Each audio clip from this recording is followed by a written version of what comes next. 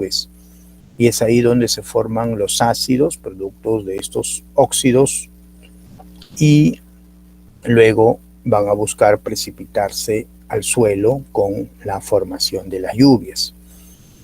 ¿Y por qué se estudios de pHmetría, ¿no? Estos se encuentran por debajo de 5, ¿no? Recordar que el pH normal de la lluvia es aproximadamente 5 o 6, ¿no? Ese es el pH normal, ¿no? Y fíjense cómo por el solo hecho de hacer un estudio de pHmetría, uno puede deducir si está frente a una lluvia ácida o no. A propósito, ahora que hablamos de pH, ¿no? Y justo por eso el día de ayer fui a San Fernando, porque que hemos tenido que develar nuestra placa, ¿no? Luego de 25 años de egresado, recién la hemos develado, ¿no? Fíjense, tanto tiempo y no nos habíamos preocupado hasta que nos dimos cuenta hace un año que no teníamos placa en el patio de San Fernando, y bueno, ya por fin ya aparecemos ahí en la placa, ¿no? Ya toda la promoción. Ese es uno. Pero por otro lado, me di con la grata sorpresa que en este momento ustedes tienen un centro de simulación bellísimo. O sea, no sé si ya han tenido la oportunidad de darse una vuelta al centro de simulación. ¿Conocen ya su centro de simulación? Entiendo que luego, ya cuando estén en el tercer año, por ahí van a hacer las prácticas ahí, las prácticas hospitalarias. ¿Pero alguien ha ido a dar su paseo al centro de simulación? Hola. Hola, hola. ¿Están? En estudios generales no pasa, profe. Pero no pasa que cualquier alumno puede ir a darse su vuelta. Pero no, mejor dicho, me refiero a que no entramos, no vemos el interior, Ah, ya solo no, pero de poder ir, pueden ir, ¿ah? No hay ningún problema, ¿no? O sea, piden ahí un tour y se dan sus vueltas, ¿no? O sea, es necesario que un poco convivan con lo que hay.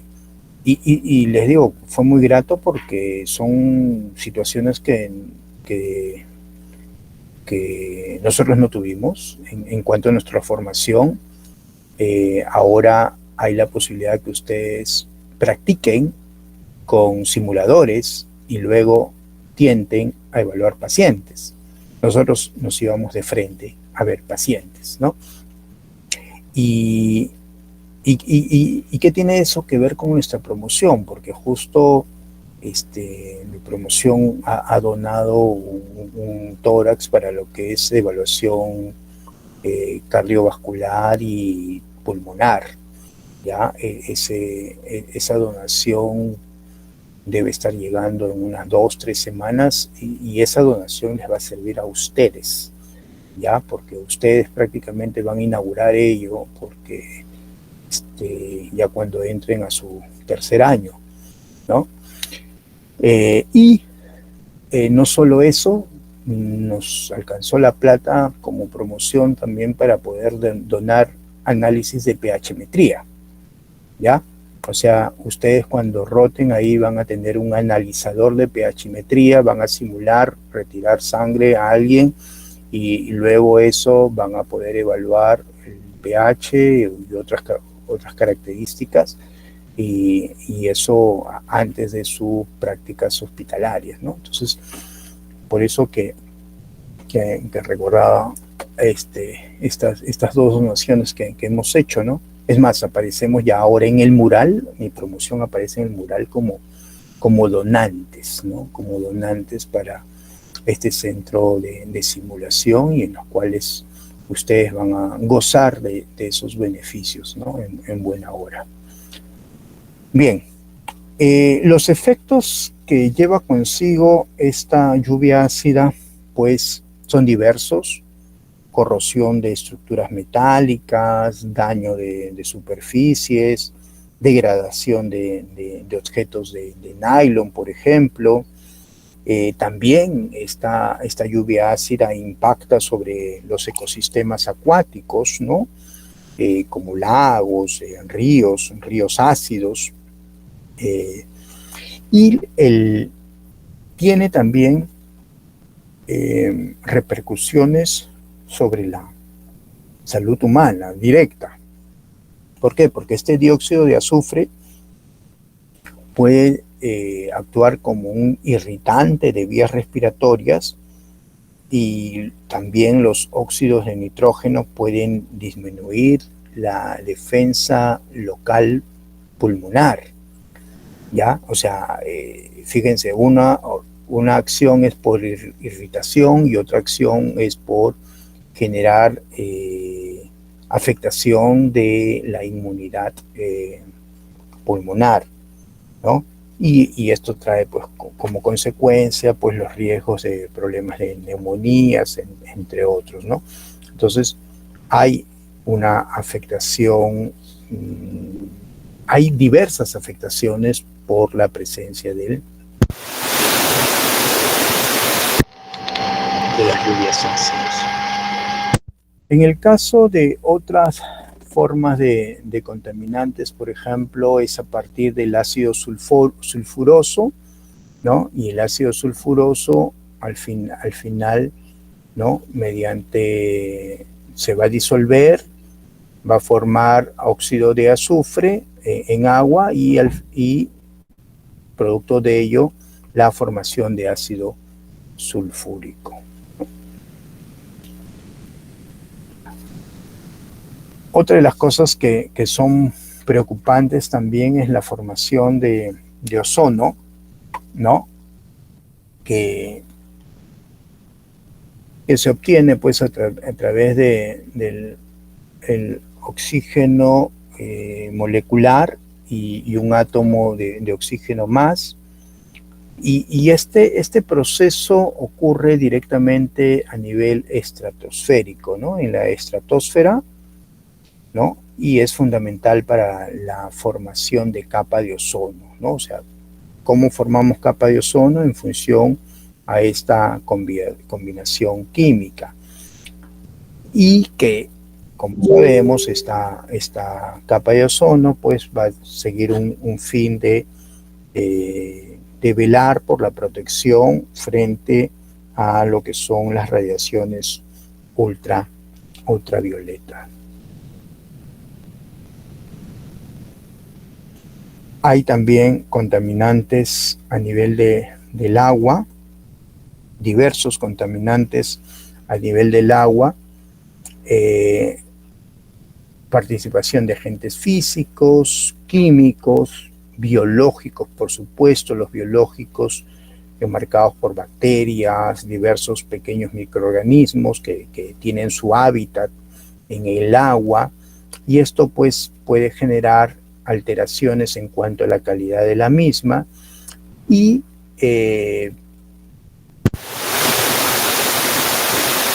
sobre el medio ambiente, en este caso contaminación del agua, ¿no? Y por ejemplo, cuando nosotros pensamos en puede afectar especies en cuanto a su supervivencia misma, en cuanto al crecimiento o manejo de las especies acuáticas. Esos contaminantes del agua pueden ser producidos también por organismos patógenos como bacterias, las clásicas Escherichia coli, Salmonella, Shigella, ¿no? Virus. Cuando hablamos de virus y sobre todo de fuentes de contagio fecal oral, tenemos que correlacionarlo con virus de la hepatitis A, virus de la hepatitis E, y también problemas de giardiasis, ¿no? Por ejemplo, si estamos pensando en protozoos, en parásitos, giardiasis y algunos subtipos de Cryptosporidium también como agentes patógenos que contaminan. Ahora, el suelo tiene sus características en cuanto a degradación. Una característica de degradación es a través de este concepto, la meteorización. ¿Ok? La meteorización. La meteorización es una alteración de las rocas en la superficie terrestre, pero cuando estas rocas de la superficie terrestre entran en contacto con elementos como el agua, como el aire o con elementos como otros seres vivos. Pero a su vez, por un lado hablamos de meteorización de carácter mecánico o físico también, y por otro lado meteorización de carácter químico. En el primer caso es cuando el agua en las grietas de las rocas, esta se congela, luego se expande y genera fractura de las mismas, es decir, de las rocas. Eso es un efecto físico, ¿no? Es un efecto mecánico. Pero también puede haber una meteorización de carácter químico, cuando estos materiales rocosos, al reaccionar con el agua o al reaccionar con otras sustancias disueltas, van a generar alteración de la composición química de las rocas. Entonces, en conclusión, el proceso de meteorización puede ser visto desde dos formas, y que también puede haber una tercera, que es la forma mixta, es decir, participación de una meteorización tanto física como química. Con erosión.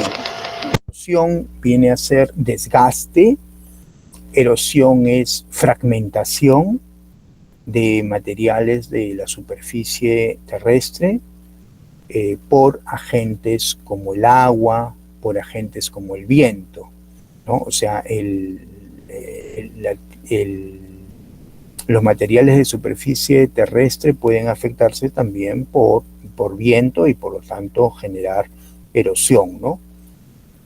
El transporte es cuando se traslada los detritos de un lugar a otro, se refiere al traslado de estos detritos, pero generalmente por el agua, también puede haber traslado por el viento, ¿no? como mecanismos de transporte. Y hablamos de sedimentación, ya estoy haciendo ampliación. Venga, ¿no? La sedimentación es el proceso de depósito de estos materiales que previamente han sido transportados. Estos materiales que ya se han depositado se conocen como sedimentos. O sea, el sedimento al final es el material que ha obedecido a un transporte, ha sido transportado. Y con el tiempo y también bajo ciertas condiciones físicas, climáticas, estos sedimentos luego se van a cementar y van a formar lo que se conocen las rocas sedimentarias, ¿ya? O sea, las rocas sedimentarias son producidas a partir de la sedimentación de estos materiales depositados que previamente han sido transportados. Por lo tanto, todo este ciclo de procesos contribuye pues no solo a la formación, sino también la remodelación constante de la superficie terrestre, y esto es fundamental para la formación de suelos y paisajes naturales, ¿no? Que se han ido dando pues años y siglos en sí, ¿no? Entonces, esto es en relación a degradación. Ahora, hay características de los suelos pueden ser también ácidos, pueden ser neutros, pueden ser alcalinos, y esto se mide a través de la pHimetría. Cuando hablamos de salinidad, es la presencia de sales, diversas sales en el suelo, y estas sales que pueden ser de nitratos, cloruros, sulfatos, entre otros, ¿no? Meteorización, ya hemos hablado, ¿no? Y esto también hay diferentes grupos, ¿no? Dependiendo de cuál sea el material también que se esté comprometiendo.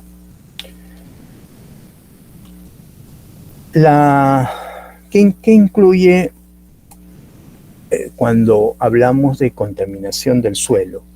Por una parte, hay un proceso de acidificación, es decir, variación del pH, y no solamente varía el pH del suelo, ¿ya? Sino también lo que varía es el porcentaje de las bases, es decir, se hace más ácido a partir de la disminución del porcentaje de la saturación de bases. Este cambio en la acidez lo que hace es afectar negativamente la fertilidad del suelo, o sea, lugares en donde uno podía producir determinados productos para la alimentación, ya no se puede porque ya el suelo no es fértil, y eso repercute también directamente sobre la salud de las plantas, ¿no? En el mecanismo de salinización también puede ser perjudicial porque esta acumulación de sales,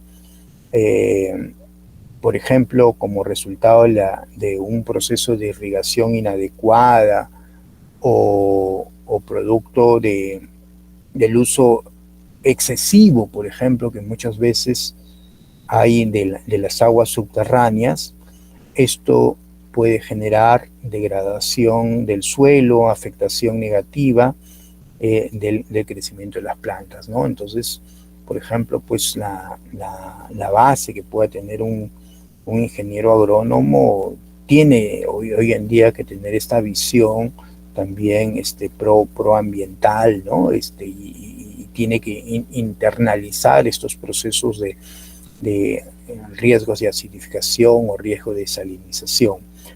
En cuanto a residuos agrícolas, residuos ganaderos, estos residuos, si no se manejan en forma adecuada, pueden contribuir a la contaminación también del suelo, afectando por ende su calidad, afectando su salud.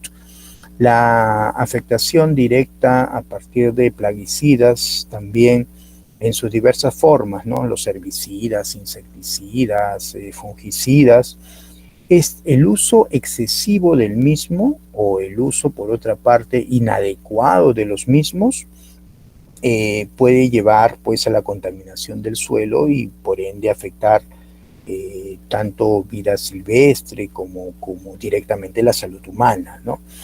Hay también participación negativa con el uso de compuestos órganos fosforados, órganos clorados, ¿no? que forman parte de los pesticidas que se vienen usando, y que estos, al persistir por largo tiempo también en el suelo, ¿no? son potencialmente tóxicos para los seres vivos, ¿no?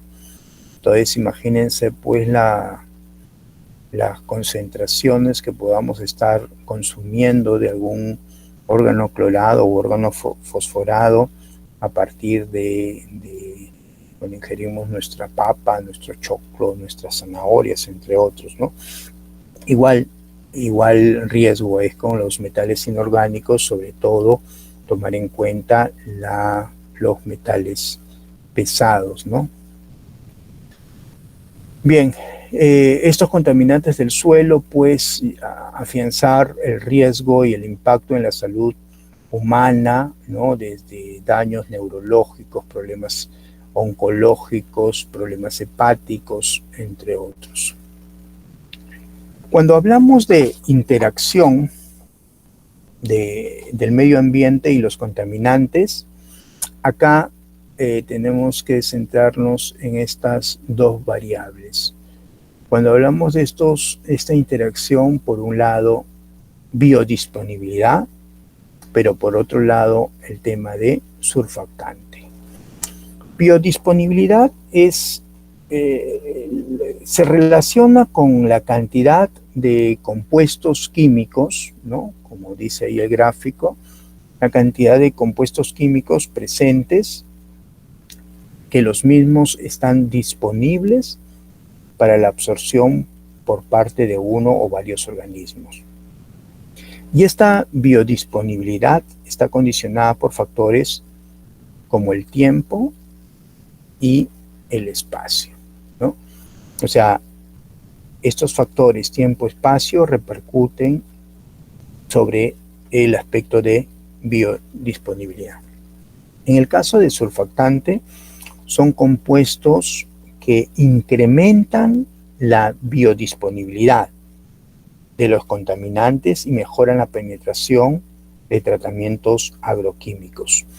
Estos surfactantes también poseen propiedades de características de emulsionantes, por ejemplo, algunos que tienen cargas positivas, son emulsionantes o surfactantes de tipo catiónicos. Hay otros surfactantes anfóteros también, es decir, tienen ambas cargas, y pocos son sensibles a la dureza del agua. Entonces, en conjunto sobre esto, la biodisponibilidad como surfactantes, ¿no? Ambos son cruciales en la determinación de cómo los contaminantes interactúan con el medio ambiente y cómo pueden ser manejados o mitigados a través de diversas estrategias o a través de diversos tratamientos que se puede dar, ¿no? Ahora, bueno, los ecarruidos, terminologías que forman parte, por ejemplo, del Decreto Supremo, el 085, que ya data desde hace 20 años, y hay significados que ustedes revísenlo, interiorícenlo, porque puede ser también pregunta de examen, ¿no? Hablamos de acústica, energía mecánica, ¿ok? Energía mecánica en forma de ruido, ¿no? Hay barreras acústicas a través del uso de dispositivos. Contaminación sonora es la presencia en el ambiente exterior, ¿no? De niveles de ruido que generan riesgos a la salud, ¿no? Cuando hablamos de decibel, decibel es una unidad adimensional que se usa para expresar una cuestión matemática, logarítmica, ¿no? Entre la cantidad de medida y la cantidad, entre una cantidad medida y una cantidad de referencia. Utilizamos un patrón de referencia, ¿no? El decibel A también tiene una connotación muy particular porque ya nos habla de presión sonora, medido en el filtro de ponderación, el tema de emisión y los estándares primarios de calidad, ¿no? Lo que denominamos los EK ruidos. Bien, otro de los conceptos son los famosos box, ¿no? Los box son siglas en inglés, ¿no? Lo que se refiere a los box es simplemente los compuestos orgánicos volátiles, ¿ya? Ese es box, compuestos orgánicos volátiles. Y estos box pueden ser, por un lado, primarios, como también existen los box secundarios. Los primarios son contaminantes emitidos directamente a la atmósfera. Son esos contaminantes que se emiten directamente a la atmósfera como dióxido de azufre, ¿ya? Pensemos en lo que anteriormente estábamos revisando de los contaminantes primarios. Otro Otro contaminante primario también es óxidos de nitrógeno, monóxido o partículas finas. Y lo que ya habíamos hablado, los secundarios, estos box secundarios, es la resultante de las combinaciones de los primarios. ¿Okay? Sin embargo, los box pueden ser, por un lado, de tipo gaseoso, ¿ya? Todos estos compuestos gaseosos, incluido el ozono, pero también de tipo particular. ¿Ya? Y ahí hablamos de los PM, ¿no? El 0.1, el 2.5, el 10, ¿ya? Esos son los box. Y los box tienen como fuente dentro del domicilio como fuera del domicilio, es decir, entidades industriales, automóviles, ¿no? Pero no despreciar lo que genera la fuente interdomiciliaria. Por ejemplo, el cocinar aumenta box, el material de las casas, el humo del cigarrillo, ¿no? Productos de aseo también. Y esto pues va a repercutir, hay afectaciones de los diversos contaminantes que existen, pues hay afectaciones humanas, de lo que es una toxicidad aguda, cuando hablamos de una exposición directa y a dosis altas, ¿no? A dosis altas, concentraciones altas, y hablamos, eso se va dando con niveles de exposición bajo o moderado, pero que se da en un tiempo largo, un tiempo prolongado. Hay también contaminación de tipo electromagnética, que a su vez pueden ser de alta frecuencia como de baja frecuencia, ¿no? Y esto tiene que ver con los milihertz, ¿no? De 3 a 30 milihertz estamos hablando de ondas cortas y de ondas largas de más de 30 milihertz. Pero también hay el tema de la contaminación térmica, que es una contaminación en el entorno, y esta liberación de calor en el entorno se produce ya sea en cuerpos de agua, en aire, suelo, y a temperaturas más altas de la que sería naturalmente. Esa es la connotación de contaminación térmica, a temperaturas más altas de lo que sería naturalmente. Y estas tienen diferentes causas, diferentes fuentes, por ejemplo, centrales térmicas a nivel industrial, los procesos de deforestación, el urbanismo, la creación de urbanización también genera contaminación de carácter térmico. ¿Trae como consecuencias? Por supuesto que sí, altera el ecosistema, tanto acuático como terrestre, y también esto genera pues cambios en la biodiversidad y en los patrones de vida de las especies. Esto es en relación a otro tipo de contaminación, por lo tanto estamos hablando de la contaminación térmica, que trae pues una serie de consecuencias: cambios de temperatura del agua, reducción de concentración de oxígeno, promoción de algas tóxicas, ¿no? Entre otros. Pero no debemos de restar importancia también a la contaminación de carácter genético. ¿Qué es la contaminación de carácter genético? Como concepto, estamos hablando de desplazamiento incontrolable o incontrolado, no deseado, por supuesto, de material genético, es decir, flujo genético.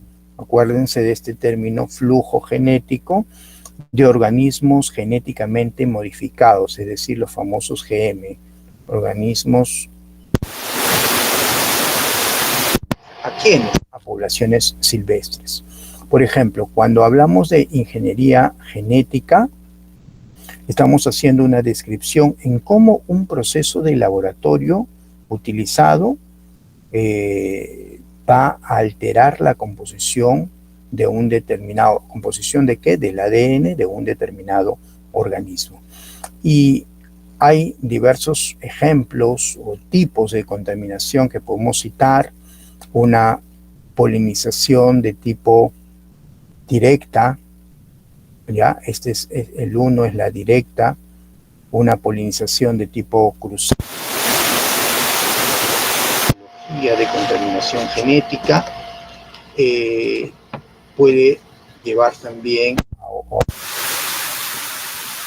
plantas genéticamente modificadas en el entorno agrícola o natural, como es el punto 3, y otra forma de tipos de contaminación genética es esta vaquita, este animal alimentándose de plantas modificadas.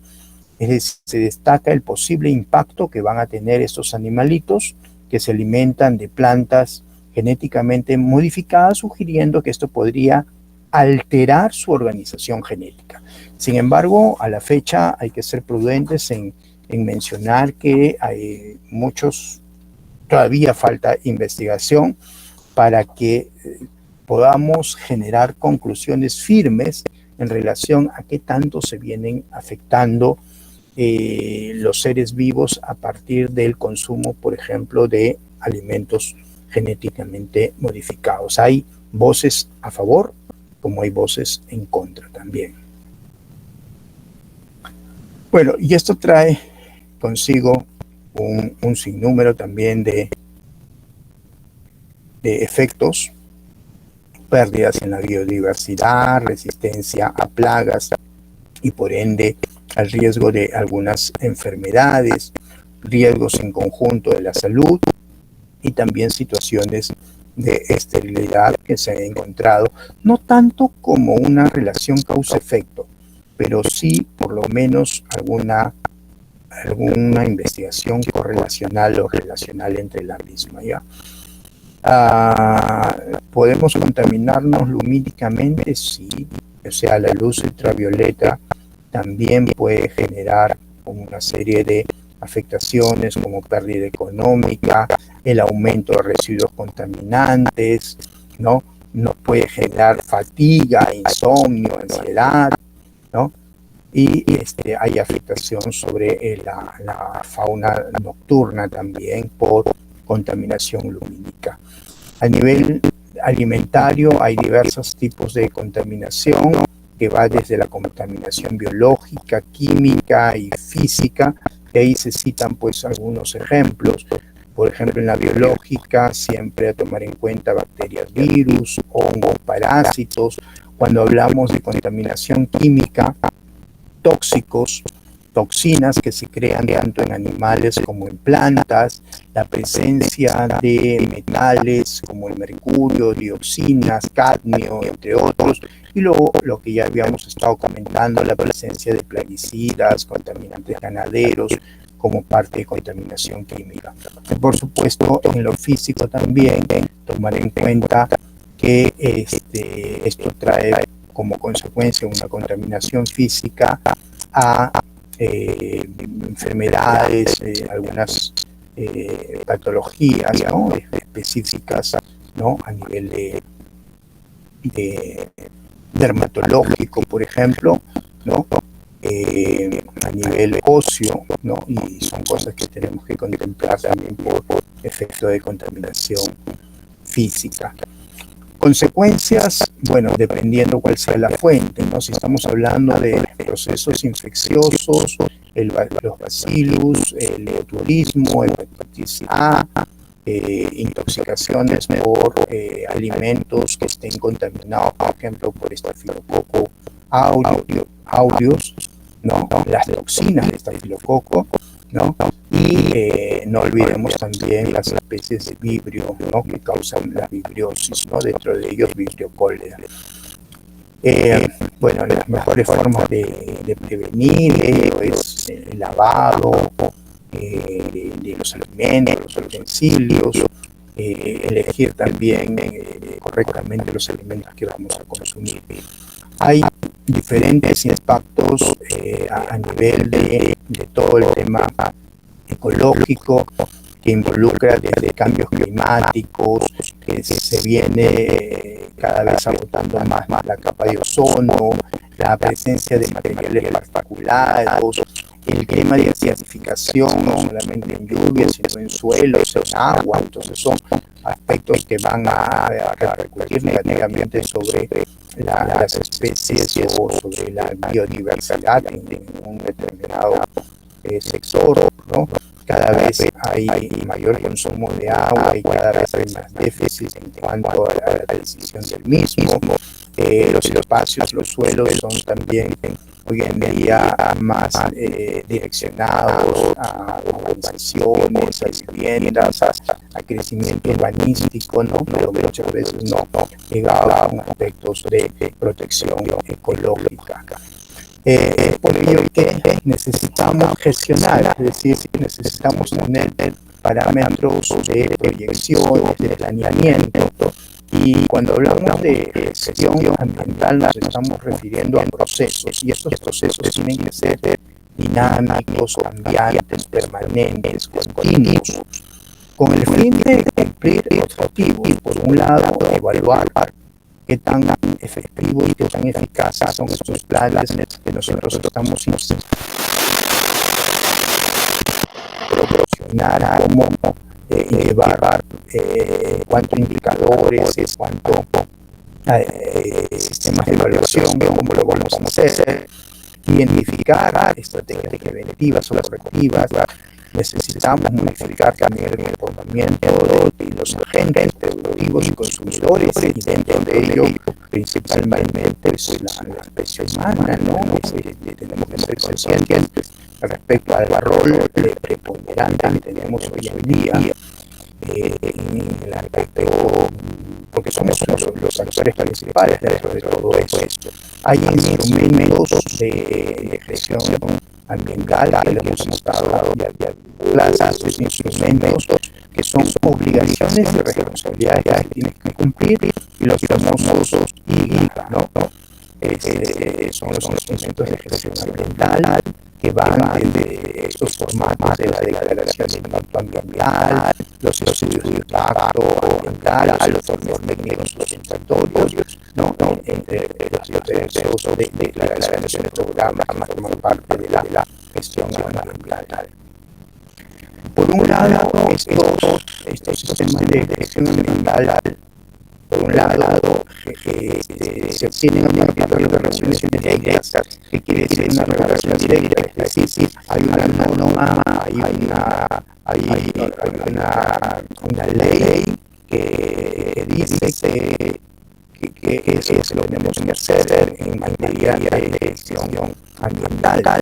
Sin embargo, también tenemos que tomar en cuenta que hay otras formas indirectas. Las formas indirectas es, por ejemplo, el crear conciencia, el ser estar ávido en mantener un medio ambiente idóneo. Y lo otro, estos proyectos que se debe crear en cada una de las instituciones. Por ello que a usted se necesita tener esa proactividad en visionar esa idea de acción de un proyecto en determinado lugar, porque si bien como alguien me dijo el día de ayer, ¿no? Si eso tiene que estar vinculado, las grandes reglamentos, normas externas que yo haga para el centro, tendría que estar vinculado con las normas macros, por supuesto. Sí, no podemos mezclar, no, pero son regulaciones en cada uno de ellos va a cambiar. Hay ventajas con todo esto, sí. Por un lado, revisen esto, que esto se puede ir ventajas y desventajas. Ventajas permiten predecir, ¿no? Si bien, como habíamos mencionado, no quiere decir que aplicando una política de gestión ambiental vamos a hablar de riesgos ambientales, pero sí vamos a analizar de una forma y así es, ¿no? Entonces de eso se trata, de permitir también buscar predictores, ¿no? razonables para los resultados en políticas medioambientales. Se puede también dinámico,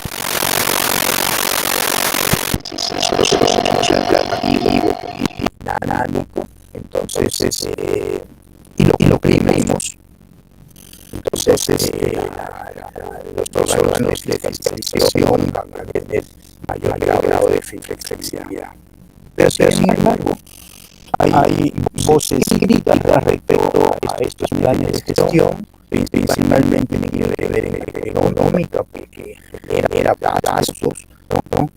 Deben modificarse con un modelo de actividad económica y en algunos casos tienen que perjudica, porque no incentivan el desarrollo de tecnologías de control, ¿no? Están propiciando no solamente a nivel de gestión pública, sino también cómo se descentraliza la relación de las empresas a través de incentivos económicos, ¿no? Con la participación de subsidios, hablando, hasta se están dando más los créditos a lo que esas industrias tecnológicas, con fondos ambientales, fondos ambientales que son concursables, ¿no? Entonces todas estas cosas también repercuten en favor a una determinada empresa. Pero sin embargo, también hay que ver desde la otra perspectiva. Hay desincentivos. ¿Por qué? Porque hay cumplimiento, por lo tanto, una empresa puede ser sometida a multas, hay la presencia de impuestos para todo, y ya les había comentado que en la industria en donde tiene mucho más impacto, por ejemplo, el tema de impuestos, hasta un 40% de la producción minera se va en impuestos. ¿Okay? A 4 de cada 10 soles, a 4 soles se van en impuestos.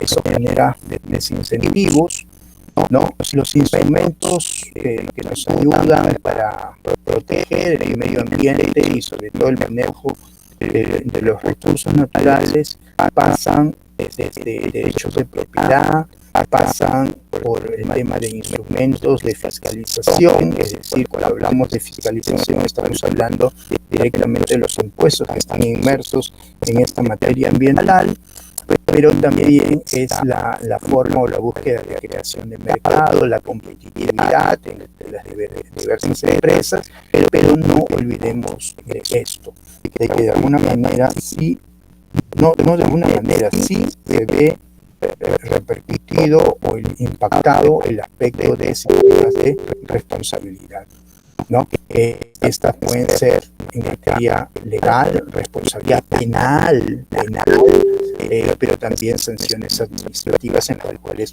pueden estar inmersas las diferentes empresas. Ventajas y desventajas en instrumentos económicos, bueno, ya lo hemos estado mencionando porque sí, pues afecta, sobre todo la visión negativa es de que requiere inversión para llevar a cabo un plan de gestión ambiental, pero hay instrumentos en la gestión que sí debemos de puntualizar. Cuando hablamos de gestión ambiental, no olvidemos que esto se rige a través de normatividades, de aspectos legales, pero ya hablando directamente sobre materia administrativa, aspectos de la planeación, hoy en día dentro de las políticas está inmerso necesariamente la práctica o el uso, mejor dicho, de tecnologías, ¿no? Una gestión ambiental no se sostiene de la nada, necesita inversión, necesita tener ese soporte económico y por supuesto una visión administrativa como cualquier otra empresa o cualquier otra función dentro de la empresa. Hay diferentes instrumentos de educación ambiental que van desde los instrumentos de sistemas de información. Hay una serie de indicadores ambientales que ya hemos estado viendo, que hemos estado viendo, pero sin embargo la materia de investigación, esto va en crecimiento también. Ya muchas de las tesis de los especialistas en materia ecológica están direccionando sobre estos temas, o sea, cada vez se viene investigando más en materia de educación ambiental y por supuesto también el tema de asistencia técnica. Hay diversos indicadores en gestión ambiental que tienen que ver con la parte estadística, los parámetros, las variables de recopilar información, pero estos anclados también en las diversas funciones, por ejemplo, al utilizar los indicadores de gestión ambiental, nosotros podemos detectar oportunidades de mejora, identificar oportunidades de competitividad y oportunidades de mercado.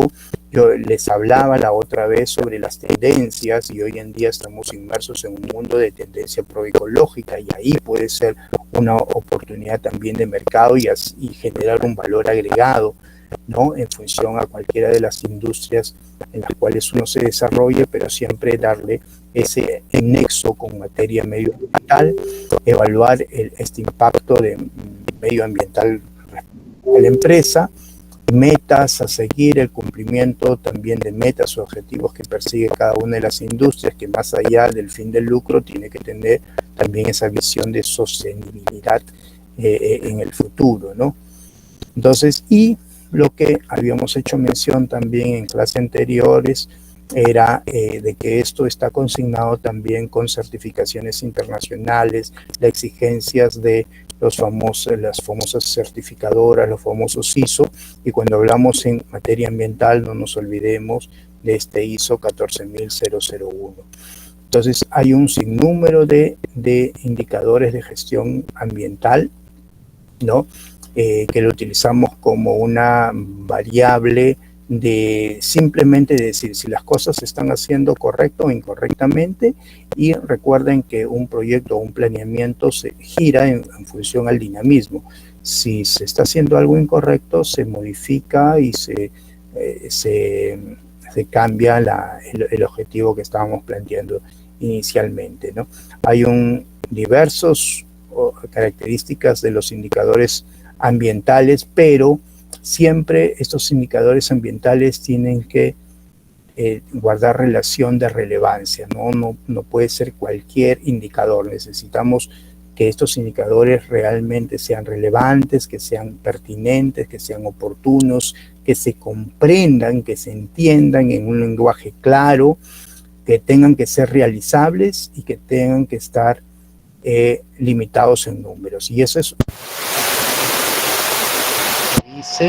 Revisen el SMART como técnica de plantear objetivos, SMART como metodología. Este SMART conjuga todo lo que estamos diciendo. Un objetivo tiene que ser pertinente, tiene que ser entendible, se tiene que realizar, tiene que tener una... SMART cierra con el tiempo, la T, ¿no? Tiene que fijar un deadline, una fecha límite también para la realización de una actividad.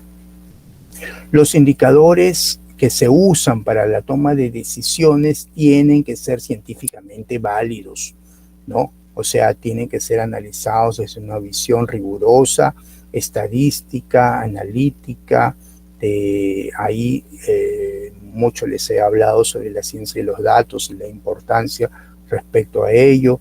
Ser representativo del conjunto, es decir, no solamente la visión de beneficio a una entidad, sino tiene que tener un sentido mucho más macro. Hay que estar dispuestos a los cambios, o sea, un proyecto de gestión no puede estar enmarcado como algo estático, como algo rígido y que no va a obedecer a cambios. Entonces necesitamos esa flexibilidad. Los datos siempre tienen que ser fiables, la información tiene que ser relevante, tiene que tener esa categoría de predictibilidad. Cuando utilizamos estos datos, siempre el aspecto de comparación es otro de las esencias muy importantes en esta materia de gestión, en cualquier otra. Y no olvidemos que lo que se hace tiene que generar repercusión, directa o indirecta, es decir, esta variable de costo-efectividad también es sumamente importante. Hay la forma en cómo se establecen estos indicadores de gestión ambiental, que va desde el primero, desde el diagnóstico. Acuérdense que siempre que estábamos haciendo incidencia de esto, el análisis de la situación, el diagnóstico, el establecer estos sistemas de indicadores, recopilar los datos, aplicar los indicadores, pero luego hacer revisión del sistema de indicadores, es decir, mapear esos indicadores ya preestablecidos. Y eso recién nos va a permitir establecer objetivos y medidas a cumplir. Esto es lo mismo, ¿no? El análisis, el establecimiento de sistemas y lo que termina con la revisión de los sistemas de indicadores, ¿no? Cómo se rige los clasificadores de indicadores, en este caso el ISO 14031, que ya tiene vigencia desde el año 99, pero principalmente revisen esto, el ISO 14001, porque exige esta certificación que la empresa cree, así en simple, le dice, oye, si tú quieres ser competitivo, si tú quieres tener tu estrellita, crea un plan de manejo ambiental, ¿ya? Y eso es lo que ustedes van a crear hipotéticamente. O sea, de alguna manera es como darles ese checklist respecto al cumplimiento de la ISO 14001.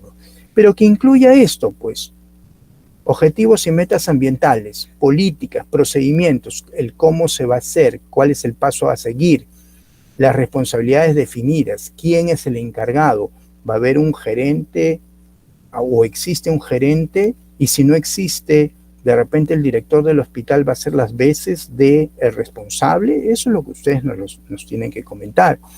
Actividades, hoy en día pues el aspecto del impacto educativo es sumamente importante, tener la documentación, la reglamentación al día, estar inmersos en estas normas, ¿no? En este caso, la certificación ISO. Hay programas de gobierno que buscan reducir con todos estos sistemas, estas instituciones que velan, ¿no? Y que incentivan, ¿no? Esa visión de sostenibilidad de las empresas, que van desde sello verde, vehículos contaminantes, al inventario de áreas verdes, entre otros. Bueno, esos son los ISOs, ¿no? Denle una lectura a ello, pero siempre hagan hincapié al 14001. Esto se rige, recuerden, gestión ambiental se rige por estos tres parámetros, ¿ok? Lo social, lo ambiental y lo económico. Siglas SAE, acuérdense que puede venir SAE. Lo social, lo ambiental y lo económico. Cuando hablamos ya de lo social, que es esa actividad empresarial en donde todos participan, esa visión de participación, mejor dicho, esa visión de que estas acciones van a repercutir en favor de los trabajadores, proveedores, ¿no? La comunidad en general. Lo ambiental es el motor de todo esto, pero no olvidar que esto también genera contribución al desarrollo económico para la propia empresa y para la sociedad en general.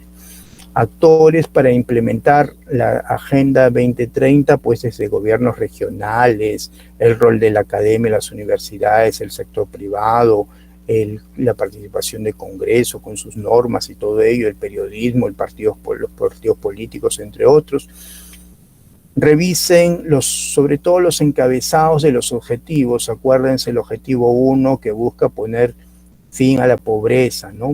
Más allá de lo que estábamos discutiendo semanas antes respecto a qué tan utópico puede ser, pero bueno, entiendan que este objetivo 1 busca poner fin a la pobreza, el objetivo 2 en el tema del hambre, garantizar vida sana, el objetivo 3, educación inclusiva en el caso del objetivo 4, Y así sucesivamente, ¿no? Habíamos visto pues algunos objetivos mucho más sensibles que otros, como por ejemplo el de igualdad entre géneros, y estuvimos a